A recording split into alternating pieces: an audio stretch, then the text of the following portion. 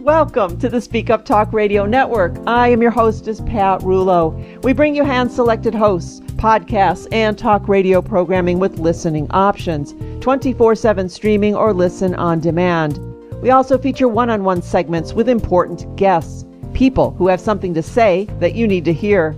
And if you have something to say and would like to be featured on the network, please visit speakuptalkradio.com for all of the details or contact us at pr@speakuptalkradio.com. Well, right now, I have a special author to share with you. She is Catherine M. Walker. Catherine was born in a small country town in Western Australia, but now resides in Canberra in the Australian Capital Territory. Not being interested in sports, she dived into reading and writing. Determined to enter a short story competition while still in high school, Catherine and her best friend started writing.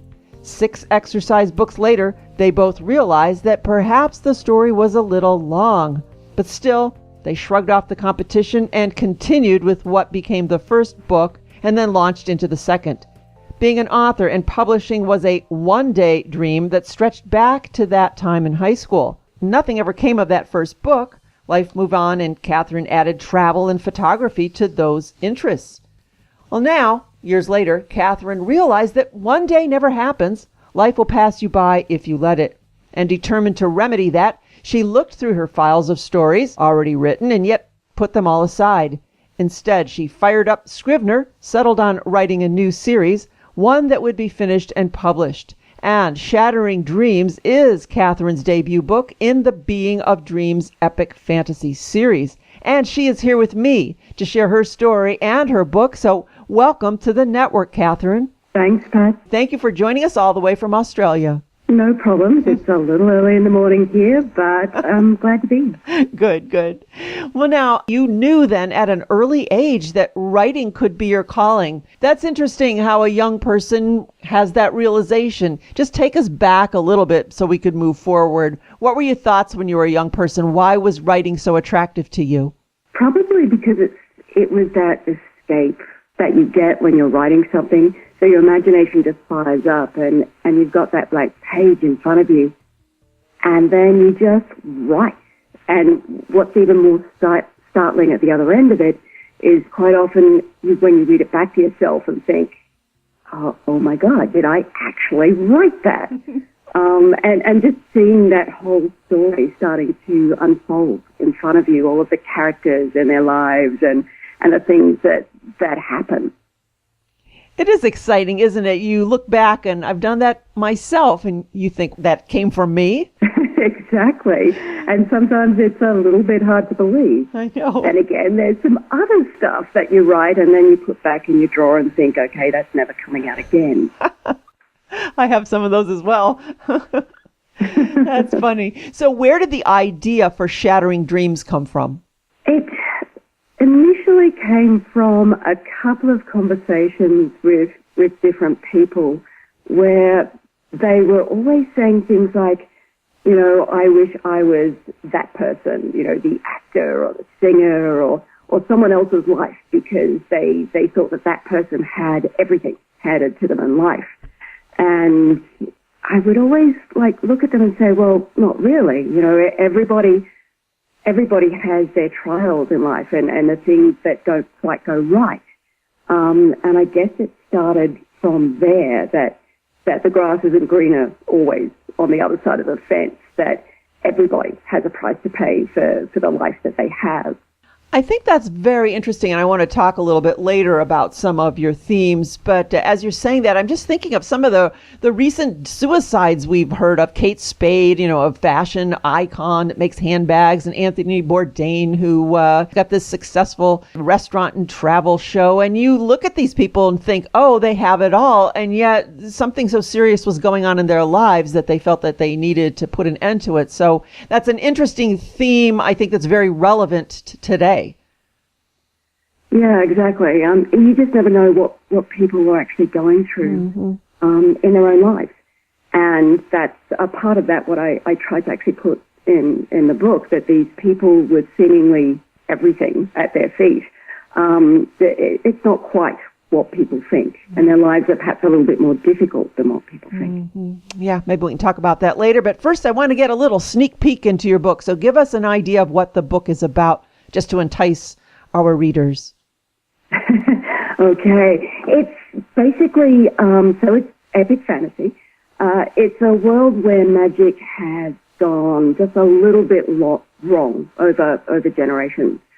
And Alex, who is the prince, the fourth son of the king, and his friends get embroiled in a kidnap attempt. And basically, in investigating that, they start unraveling this whole web of lies, deceit, and betrayal that basically surround them and the lives that they live. And in doing that, they then have to confront the darker side of their powers. And in doing that, they risk the thing that is their greatest nightmare in their life. But they have to do that to protect themselves and each other. Magic gone wrong. Yeah, generations ago. Magic in this world, generations earlier, hadn't always gone wrong. You know, people with magic were born and they were seen as useful to society, and it was something that people wanted. But then, as I said, magic went wrong, they didn't know what it was, and people started turning mad, basically, from having power, or that's what people thought. And then as generations went past, they basically lost all memory of what it had been previously. Now, why did that interest you? I guess mainly as a world and a backdrop, and also when you look at inequity. So essentially on this world as well, people are being tarnished with the same brush, basically. So through ignorance, they kill people just because of the potential that they might go bad, not necessarily because of who they are or what they've done in their lives. So I guess that's something else I wanted to highlight in the book as well, that things aren't always what they seem, and that before we judge, we really do need to know the full story of who people are and what they've done with their lives. So now, what are some of the other themes that run through the book? There's quite a few of them. I guess another one was my major female character, Jess. I didn't make her the meek, mild, sitting in the palace waiting for some sort of lord or prince to come and save her, basically. She's just as inappropriate as the guys are, and unashamedly so. And so I guess that was a message that I wanted to put out there as well, that the female role wasn't always, or shouldn't always, just be the person sitting in the background. So she was a lot of fun to write, and that's definitely something going forward as well. A little bit of you? Perhaps maybe just a bit. I always love characters. I wonder where they come from. Look, sometimes I wonder where they come from as well. I'm not that much of a plotter, so sometimes I write them and look down and go, wow. And they have a mind of their own. They can be a little bit difficult. I was just going to ask you that because there are obviously two different camp styles of writing where some people I've spoken to really sit down and plot it all out ahead of time and have spreadsheets and they know exactly down to the detail about their characters, and others just say, okay, I've come up with this person, and they take off and run around like bad kids. So it sounds like you're more of that side. Definitely. Yeah, I had no idea. I literally mean a blank piece of paper and I started writing. And I did try to plot because I kept feeling that I should. Mm-hmm. So I would write in the little cards what I thought the scene was going to be, and I write a few in a row. But then when I start to write it just had no bearing on what I'd written on the little cards. So I finally just gave up and thought, okay, just go with the flow and write the thing. So I'm sure then your characters may change the trajectory of the story that you perhaps initially had in mind. Yeah, they can actually do that, and it does come up with a few surprises here and there. But certainly it's interesting because I wonder, it's probably in the back of my mind somewhere, because then it all makes sense in context of the story and and what's going on with them and their lives and everything that's happening. So, I'm not going to look the other way and say, okay, I have to sit here and plot, because generally I literally sat there for a week staring at a blank screen and not really getting anywhere trying to do that. So I've given up on that one. That's very fascinating if you think about what's actually going on in your brain with these characters, because we're talking as if they're taking off on their own, but really it's coming from you. So maybe they're little teachers or leaders or something that are saying, hey, Catherine, we're going this direction. I mean, it's still part of you. It's just very fascinating. Yeah, like it is. But even with people who plot, I would assume it's kind of similar. It's all coming from somewhere. Mm-hmm.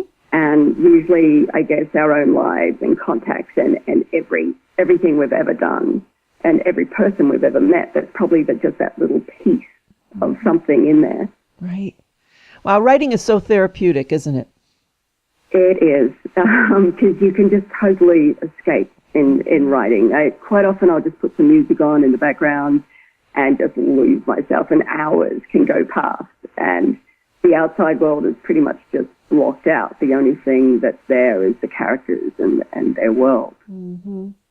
Well, let's talk about that since you brought it up, your writing process. Are you one that sets aside a specific time to write, or do you write as it grabs you? How does that process work for you? I set aside pretty much a particular time. So I have a day job, enough said about that, but I get home and I then sit down at my desk and fire up my computer, and I pretty much write most of the evening, sort of into late afternoon, evening. On the weekends, I tend to cook in bulk, so I'll cook a massive bolognese or something and then freeze it so that during the week it's a lot easier. Mm-hmm. And I try to actually write something every single day. Of course, sometimes life gets in the way and something comes up, but either way, that's generally what I try to do. And then I find it goes on. If I slip and I have a couple of days where I don't, that's when it gets really, really hard to get back into again. Mm-hmm. And on the flip side of that, I'm sure that sometimes you are at work during your day job and an epiphany hits and you would like to stop at work and say, I've got to write this down. Does that happen to you? Yeah, it does. There may have been a few notes written here and there while I was at work. But generally the worst part about that is then it's on a piece of paper, and I tend to lose the piece of paper, so that doesn't really do me much good. But I think the act of just writing even a few dot notes down just cements it in my brain for when I get home. Mm-hmm. Same thing in the middle of the night. You wake up and you have this great idea and you think you're going to remember it, and then in the morning it's gone. That is so frustrating when that happens. But I do have a notebook by my bed as well. But yeah, when you're in that situation where you can't write something down, if I'm in the car and I'm driving, I think, yep, I'll remember this when I get into the office, or I'll remember this when I get out. No, it's gone. I think everyone can relate to that. Absolutely. So we kind of touched on it when we were talking about writing could be therapeutic, but as you've been writing this book, what have you learned about yourself? Did anything occur to you that was almost an aha moment that said, wow, I didn't know that about me? I'm a really good procrastinator. I can procrastinate with the best of them. I think that this first book took just over 2 years to write, but probably because I would, at the start, I would sit down to write, and then I would go, oh, wait a minute, I need a coffee. So I'd puddle off downstairs and go put the kettle on. Go back upstairs, sit down and stare at my computer and then go, kettle's probably boiled now. Walk back downstairs, make myself, like literally I would do this for hours and find some other reason to do something else except buckle down and write. So, and I never realized I was that until I started trying to finish this thing. That is so funny. Is it getting better with time? Definitely. Yes. As I said, as long as I get into the habit. Mm-hmm. And just, that's what I do. I get home, I get in front of my computer, and now I just write. So I've gone from maybe writing a couple of hundred words, if I was lucky, to, I tend to write about 1,500, I guess, a night during a weekday, mm-hmm. and about 5,000 odd during the weekend on the Saturday and Sunday. So it's going along a lot better now that I'm concentrating on it, and I'm aware that all of those little instincts to, let's just go get a coffee, is me just trying to, find something else to do. Well, I would imagine now that your first book is out, you've got readers and fans who are awaiting a second book, so that's probably some motivation to keep writing. Yeah, definitely. And they're not backwards and coming forwards and asking me where the next book is. As soon as they finished the first book, I got the first message of, where's the next one? So where is the next one? It's being drafted right now. It's about 60,000 words in at the moment. But I've already written the end, so that's not an issue either. It's just writing now between where I'm up to now and that end state. It is the book 2 of the series. So it definitely follows on from Shattering Dreams. And then there will be a third book. So the second book at the moment has the working title of Path of the Broken. Can you share a little peek into that without giving us any spoilers? Sure. Basically, it follows on pretty much directly, or a couple of months after the end of Shattering Dreams.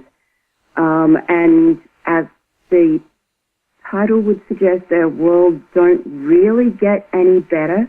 It's kind of falling on from that, when things start going wrong in your life, and I'm sure it happens to all of us, and then everything that could possibly go wrong for you starts going wrong. And essentially for my three main characters, they're off on different paths. They do reconnect towards the middle of the book, though, and generally that's through things going wrong. But throughout the book, they're basically learning a little bit more about who their enemy is and what happened basically to cause the problem with magic, and that it's not actually the magic in the world, which I call the veil. That's wrong. It is something else, and it's the person that is their main enemy, essentially.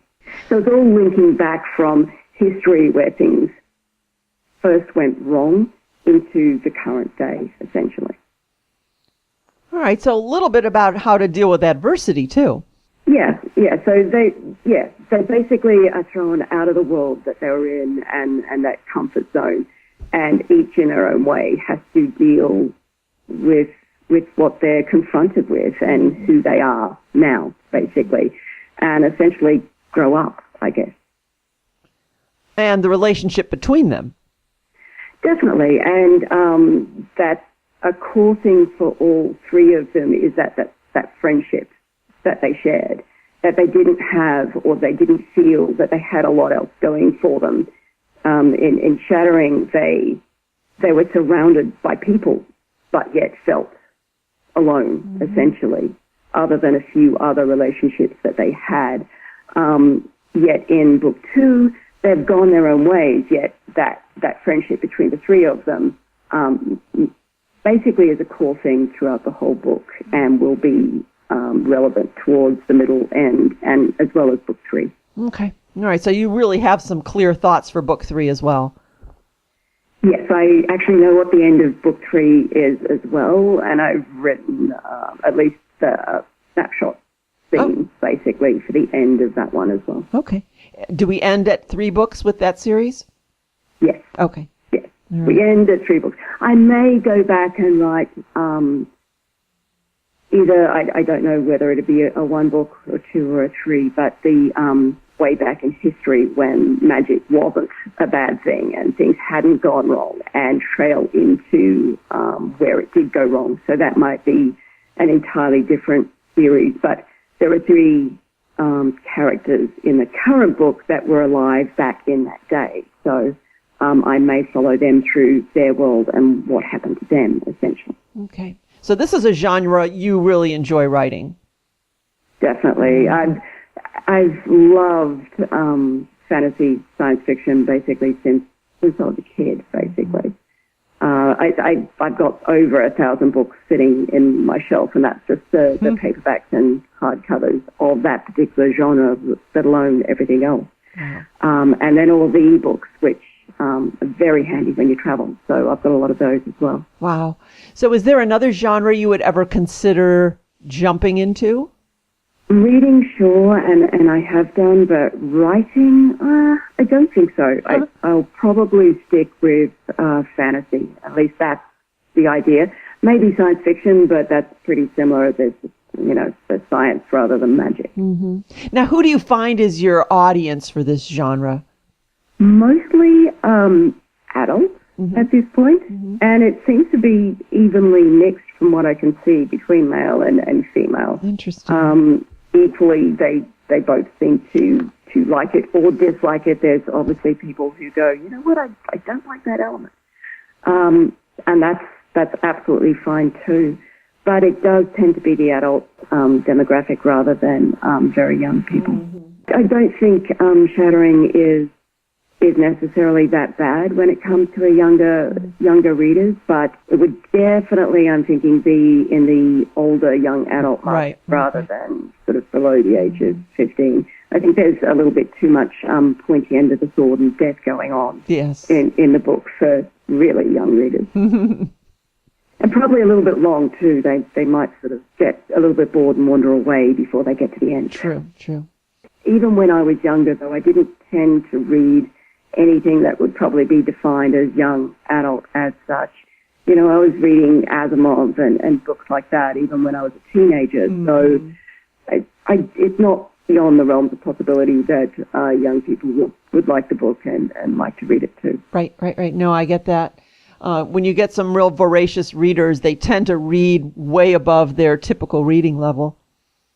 Right. And the ones that aren't reading as much probably aren't reading the particular genre that I write. Exactly. Anyway. I got it. So as you're writing, are you thinking of your readers and having a hope for them, or is this more, a creative, cathartic thing for you?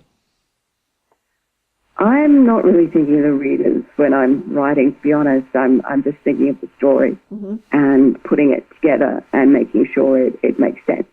So that, the fun part is the draft, obviously, and then the tedious work part is the rewrite after rewrite after rewrite, trying to make sure everything makes sense, I guess. So then after these rewrites, you're sending it out to editors and having other people look at it? Right, yeah. So after I was pretty much happy with it and had everything lined up, I sent it to some early readers, so a group of about 12 people. From some I knew, some I didn't know really at all, and some for different reasons. Some had a thing for, say, hand-to-hand combat and fighting. Other people just didn't read fantasy at all, but read a lot. So I asked them to look out for different things in the book and just give me feedback, which they did, which was really, really handy. Then I did another rewrite based on some of that feedback, and then that's when I sent it to the editor. And it went through, I got 3 runs, I guess, by the editor before it was done.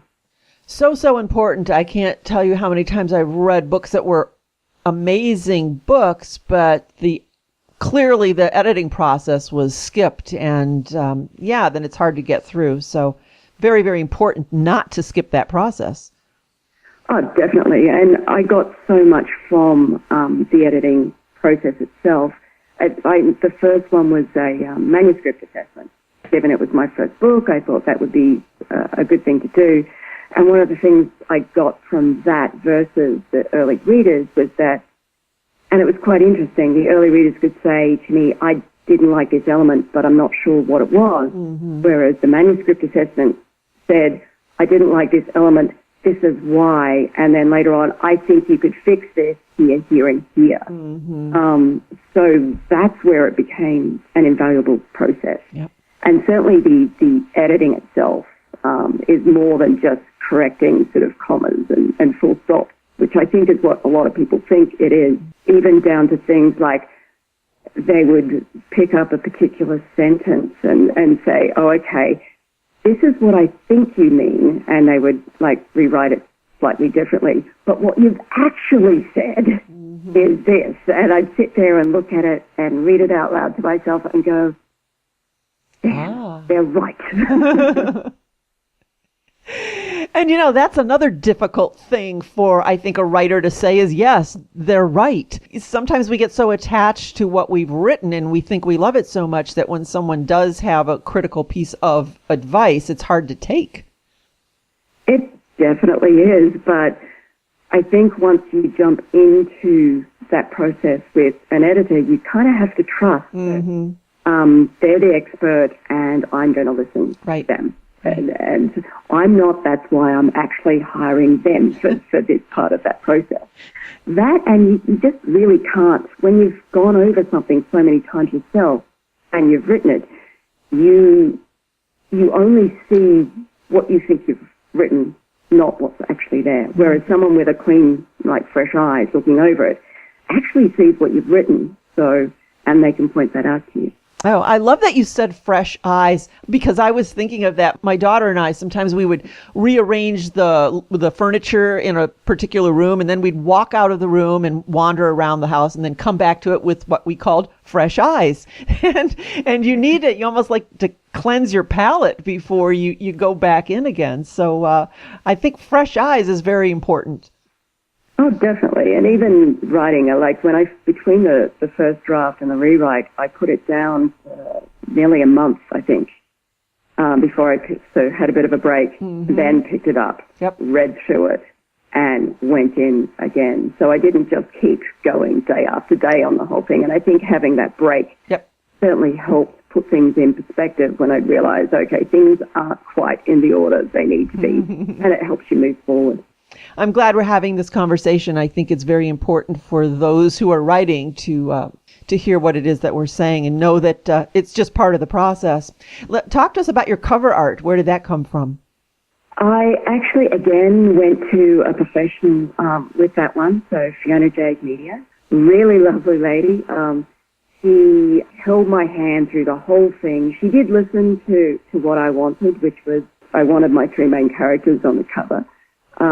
But again, this was a process where I was willing to be guided. I'm terrible at art. I did a double when I was in school of art, and I came out the other end not being able to draw. I'm just really, really bad at it. So I didn't con myself into thinking that I was, but I did a lot of research, which basically suggested that's one of the things that you need to get right if you want your book to be picked up. And that's equally the same in sort of Amazon and Apple and all the online stores as what it is in a bricks and mortar store. It's the cover that they're looking at first, usually, and the colors and titles, and then they pick it up and read the blurb on the back. So it's really important to get those things right. Absolutely. They say don't judge a book by its cover, but obviously we do. You can't read it, so you do have to go by that first impression. So covers are extremely important. So is that process. Well, Catherine, we've talked about your book and your process, which I was interested to share with everyone. Is there anything that we missed that you wanted to bring up today? Not really. I think we went through just about everything quite well. Mm-hmm. Surprised me how fast the time has gone. I know. It always zips right by. People think 30 minutes, I don't have enough to talk about. Well, yeah, you do. That's exactly what I was thinking. See, we surprised you. I'm glad. You did. Well, now, where can folks go then to learn more about you, and where can they purchase your book, Shattering Dreams? Well, they could go to my website, so catherinemwalker.com. It's got all about my book, and there's a little button there that'll bring up all of the individual store buttons that you can buy it from. Essentially, it's on most of your online retailers, so Amazon and Apple. It's in Barnes & Noble as well. So pretty much any of the electronic formats, you can actually find my book. All right. You are in all the places you're supposed to be, and at the website, CatherineMWalker.com. And that's Catherine with a C, CatherineMWalker.com. Walker, Walker, CatherineMWalker.com. The title of the book is Shattering Dreams. Catherine, any final words before we say goodbye? Well, I'm actually kind of excited. I'm coming to the States for the WorldCon in San Jose in August. Oh. So hopefully I'll get to see some fans there and meet and greet a few people. So I'm looking forward to coming over. Oh, exciting. Well, welcome to the US of A, and that'll be a great trip for you, and I hope you enjoy it. Thank you so much for today and for sharing you and for calling us in these wee early hours for you. So thank you so much. No, thank you, Pat.